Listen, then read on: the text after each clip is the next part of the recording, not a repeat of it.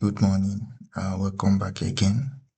So, as we mentioned in the previous classes, this session is about introducing you to glide docking.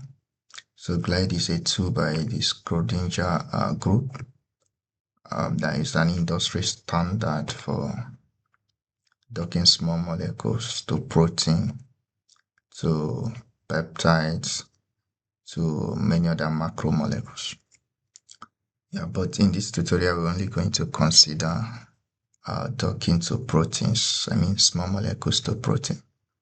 So I'm going to just show you a few things. Then in the tutorial, we are going to go into details on how to do it hands-on. All right, let's go. So this was I showed in the last class. So this is a screenshot of the Maestro, the interface where you work with many of the tools available from the Schrodinger group. So we are going to show this during the demo. Okay, so our workflow is basically to perform molecular docking using Schrodinger using Glide. So you import your structures, you prepare your ligands known as leak prep. There's a tool called leak prep.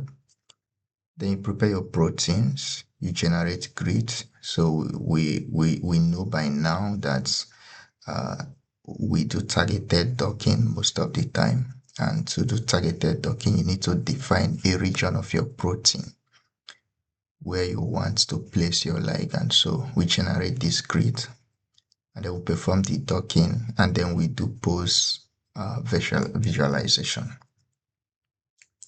So what is leak prep? And I want to say in this simple tutorial I'm making, we're just going to discuss leak prep. Many of the other steps, we're not going to discuss it. We're going to see it during the practical class.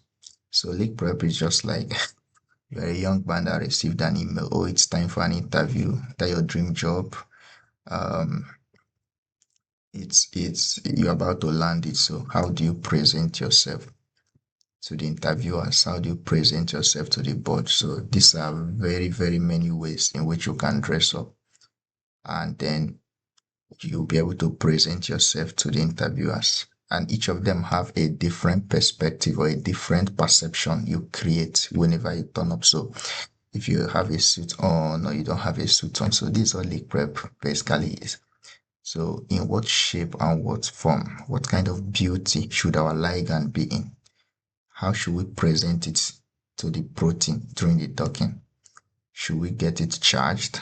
Should we use its tautomer? Should we get it protonated? Should we deprotonate it? Should we add hydrogens? All these things are important questions that you ask because they greatly influence the outcome of the docking. Okay, so as we mentioned, leak prep is developed by Schrodinger group. Very, very, very powerful in preparing your ligands. Yeah, so it's an industry standard. So this is a screenshot from the Schrodinger, from the Maestro interface, which we are going to see. So basically, you have to decide a lot of things. Do you want to charge a ligand at what pH? Do you want to use it during the docking? How many poses do you need to generate per ligand? So you set up all this, including the output formats you want your docked poses to come out of, and then a lot of things. So we're going to go through this during the practicals. So if we take it step by step, how does leak prep work? So you impute a structure, you add hydrogen. So most times we know that our crystallographic structures from our PDBs, protein data bank, is they don't contain hydrogen. No, hydrogen is not resolved during crystallography. So we need to add hydrogens because they're important in our interactions, especially polar hydrogens are important in hydrogen bonding interactions and so on. So you remove unwanted molecules and there are water molecules around the ligand, you remove them, you neutralize the charges. If it's available, you set it at a certain pH. So do you want to do docking at 7.0 pH, 9.0 pH? All those things will determine the protonation state of the ligand.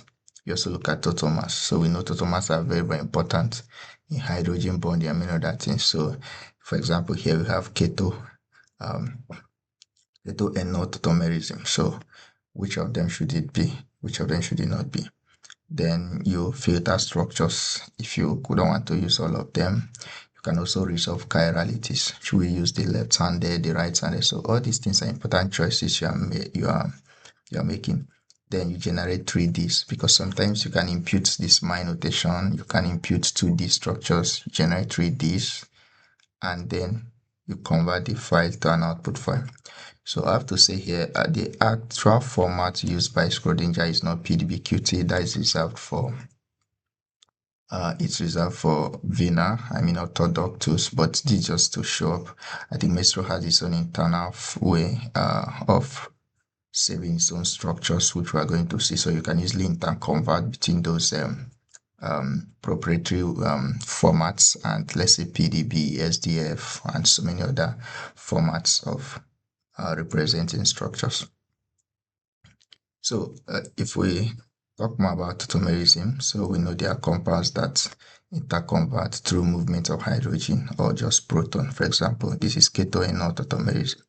And this kind of tautomerism has great influence. For example, the ketone tautomer cannot donate a hydrogen, so it's very limited in hydrogen bond. It can only accept, but the enol tautomer can donate and accept a hydrogen. So that becomes important if hydrogen bonding with this oxygen and hydrogen is very, very critical in our interaction. So I want you to understand. So choosing the right tautomer is also very, very important. So we can also see tautomerism here. Then we can see isomerism. So these are important things that we have to choose during the leak prep. That's why leak prep is an industry standard. It's very thorough in preparing our ligand, in bringing it to the suitable shape and form that will give us an accurate docking. Okay. So we just, I mentioned initially, I just want to highlight it. So usually if you go to protein data bank, when you are downloading your protein, you can look at the pH at which they set up the experiment. So that you want to replicate as a pH during docking, right?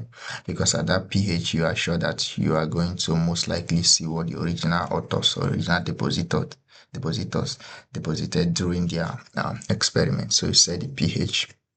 You can also choose the beta binding state, and a lot of other things can be set up. So well, I want to say for a beginner, you may not need to get into all the details. They may not be important. There are just a few things that you need to set up, then you can do your work. But when I mean docking and a few of these things becomes critical. Let's say you're in an industry and you have 100 compounds and you need to select 5 for testing. It becomes important that you set up every possible term that will influence your outcome. So you set it up because for everything you do, that's millions of naira, millions of dollars going into the drain if you don't get it right. Okay, we've mentioned stereochemistry. So we know that in 2D structures, or if you impute your structure as my strength, usually you don't talk about stereochemistry. But once you convert to 3D structures, then you start talking about stereochemistry. Yes, stereochemistry. Is it right-handed? Is it left-handed? Yeah, because if it is right-handed, it might be binding. If it is left-handed, it might not be binding. So, but I want to say this is also important. It's an important step because, for example, if you have 100 ligands, 1000 ligands, and you generate all the possible stereisomers of that ligand, you might just double your number of ligands and so many other things. So, on a deeper note, you only work with stereochemistry when you understand, your both your protein, your ligands. Let's say it's a cogeneric series. You understand your ligand, so you can decide is stereochemistry important in what I'm studying or not? Because at every point in time you generate tautomers, stereochemistry. Sometimes you'll be multiplying your ligand size by 2, 3, 4, or 5 times.